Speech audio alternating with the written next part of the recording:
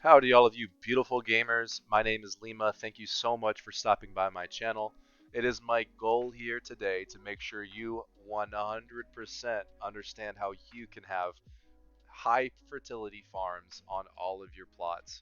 As you can see, every single one of my farms has a high fertility value, even up to 100%, and it's stupid easy. You're going to learn how you can do it, and you're going to realize just how easy it really is.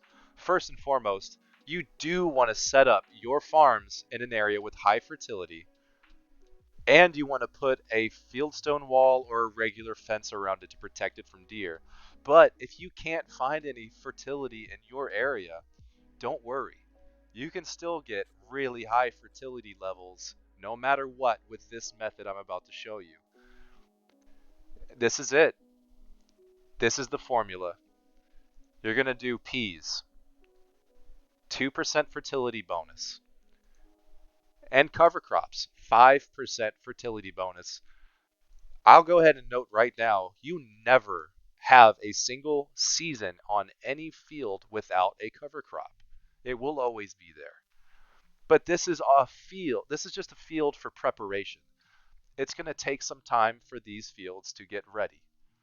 So have a couple of fields that are, I like them to be small at first. I like smaller fields so I can have more balance in my economy. So have some peas early and have some peas late. So the purpose of all that is to prepare your fields, right? So what do you do when you have prepared your field? So in this field, which is in a extremely infertile area, as I've already shown you, shouldn't happen, right? But this is a maximum fertility value, almost 100%. It's because of this method that you should be adopting right now. So essentially, I'm going to keep one field maintenance season. Every crop or every field has a field maintenance season with the peas, with the cover crop. And with the other slots, I again keep the cover crop. You're not going to have a high fertility if you don't use the cover crop. It's almost impossible. But you have these two very valuable slots left. You can put whatever you want. I personally like to put the rye berries, and I also like to have the flax. These fit the same profile.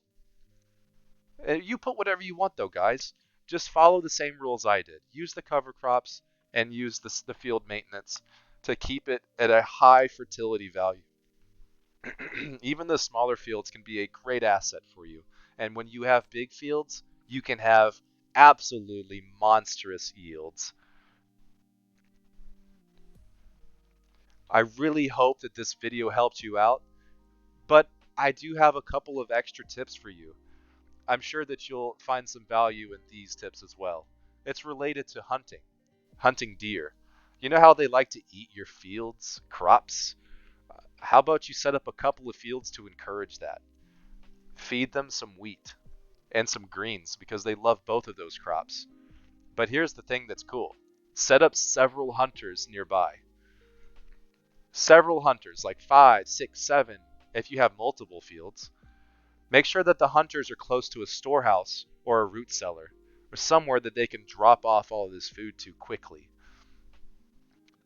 So make sure that you have the ring of their hunting inside.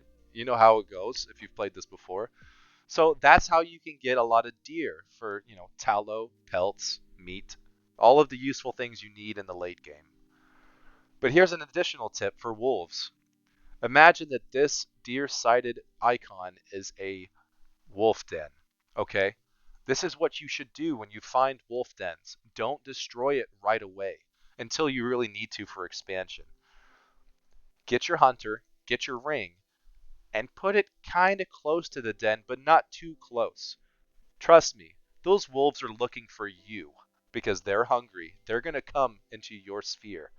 When they do, and your hunters are ready to kill it, they have an almost unlimited amount of food, pelts, and tallow in one area.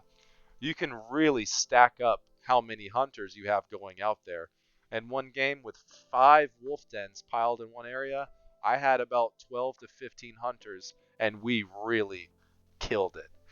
So here's another thing that you need to do when you're doing this method specifically with the wolves. Set up one tower at least.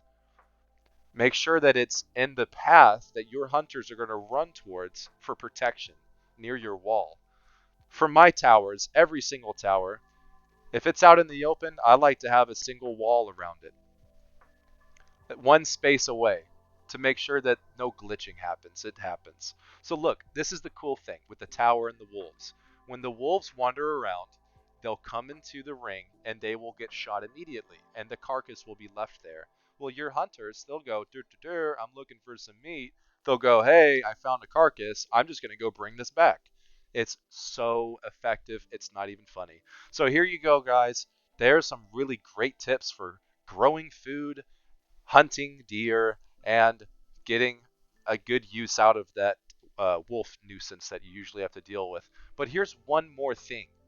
Here's one last thing. If you look at this information tab up here, you can monitor all of your economy, your resources, everything. So one thing I monitor a lot, and I mean a lot, is this: the food and the protein, the meat specifically. What I want to know is, am I processing the meat as quickly as I'm harvesting the meat? And what I mean by that is, you have to dry your meat as soon as you get it. So have a lot of smokehouses if you have a lot of meat coming in. That's going to make sure you have a steady, stable food supply. Again, my name is Lima. I'm a new content creator on YouTube, and I'm doing this for fun, and I really want to help you guys get the most out of your experience with this magnificent game, and maybe some other games too. If you liked this video and thought it was helpful, and maybe you want to find out some more information like this, go ahead and hit that like and maybe even subscribe to my channel. Thank you so much, guys. I hope you have a great time playing this masterpiece of a game, Farthest Frontier.